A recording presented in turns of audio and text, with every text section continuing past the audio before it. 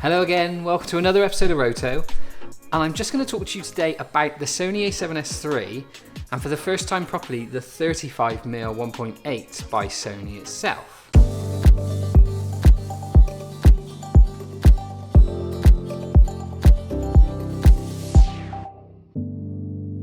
Most of you probably already know I love Sony. I've become a bit of a Sony fanboy over the last few years, and now I am totally Sony only. Apart from the overhead camera, which is a Panasonic G7, and I've just kept hold of that because it's a nice overhead camera, everything I own is Sony.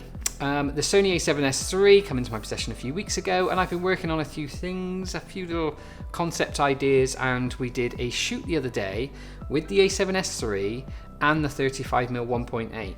Now, it's a bit of a proof of concept, and it's just some test shots put together for an idea that we're working on. But I want you just to watch this. It's only 2 minutes, and it just shows you, other than the drone shots, what this camera can do. And it was dark. We are talking dark. No real lighting. I've tried to do it using natural lighting just to show what the camera can do. On a big shoot, we would use extra lighting, but yeah, just to show you what it can do if you've only got an A7S III and a fast prime. This is actually what you can achieve.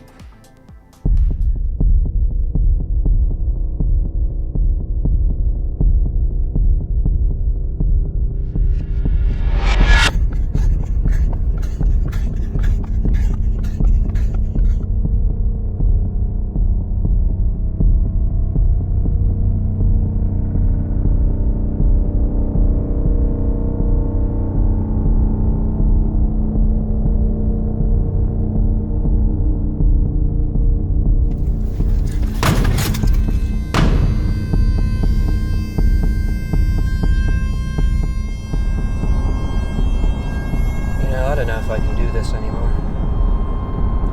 You know what happens if we don't do it. Yeah, I know all about that, but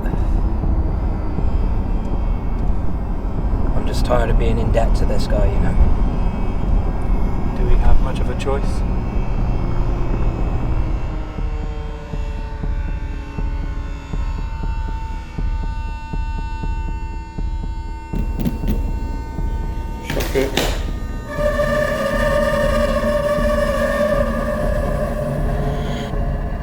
How much longer? 4 more seconds.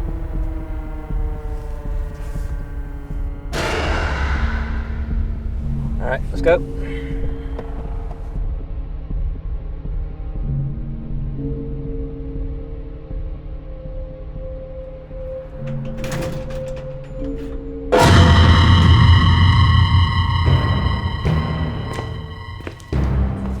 Do not look at it.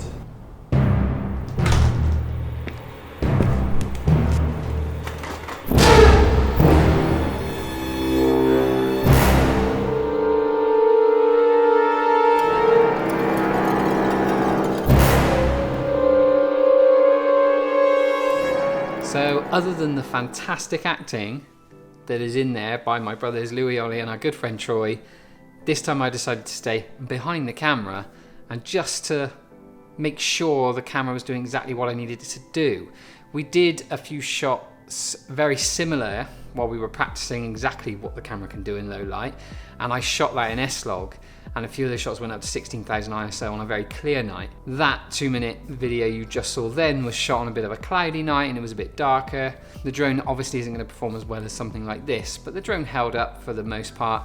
But those shots, I'm so impressed. Those shots were all shot in standard profile, and more importantly, this 35mm f1.8, it really is, I think, my go-to lens for general shots. Anything that's not close or where I want to really punch in, all general shots can be done on this, and at 1.8 it's superb. With the A7S III, you'll find that the autofocus is always superb. Everything just works really well. So there is more coming. I've just received the Samyang 35mm f1.8, the new Samyang from the distributors, so they've sent that to me for review, and I'm going to do a review on that, but also a bit of a face-off against this Sony 35mm f1.8, which is quickly becoming one of my favourite lenses. So I haven't had a chance to even properly unbox it yet, but I'll be putting that for its places over the next couple of weeks, and you'll be able to see a review on that and how it stacks up to this one. Is it worth saving the money? Is that as good as people are saying, or would you still then go for the Sony? Other than price and the slightly difference in build quality at the moment, I can't see much in it, but as always it comes down to optics. That will be a photography and videography episode and gives you an idea of what it can do. For anyone else who hasn't had the chance yet, don't forget we've got the competitions running for the A6400, the giveaway for the 50mm 1.8 and the 2 lenses. We've got the 75mm 1.8 from Samyang and the 85mm 1.4 from Samyang. Those tickets are still live. You can still go and get a ticket for your chance to win. Once we've hit 50%, we will then close the date, so to speak.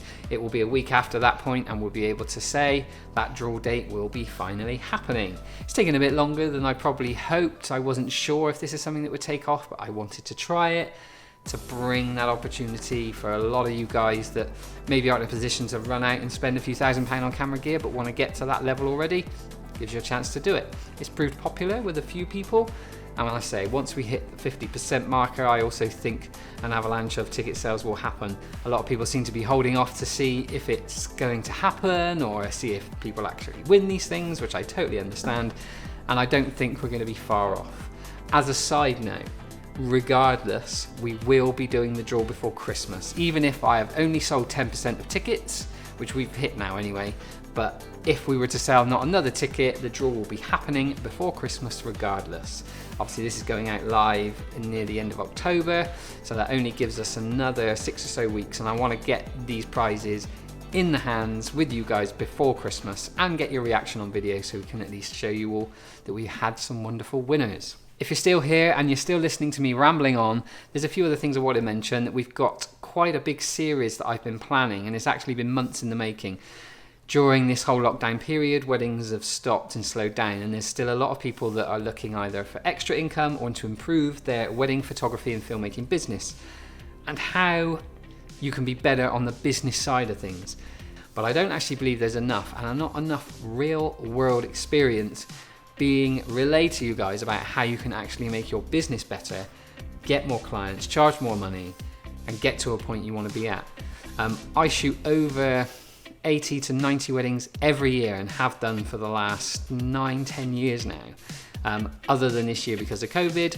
Next year's looking absolutely insane because I've had to postpone so many of those weddings from this year, but we've moved them into next year, and I have a team of guys that work with me anyway, and we can ensure that no one's missed. And that and many other aspects of how I got to that point, from being part-time, forced into redundancy and saying, okay, my part-time job has to become a full-time job, which started over 10 years ago, and I have not looked back since. And I think there's quite a few things that I can share with you guys, and I think why not? So that is something I've been working on. It's a series of videos, and once one launches, you can look forward to seeing several videos over the course of the week.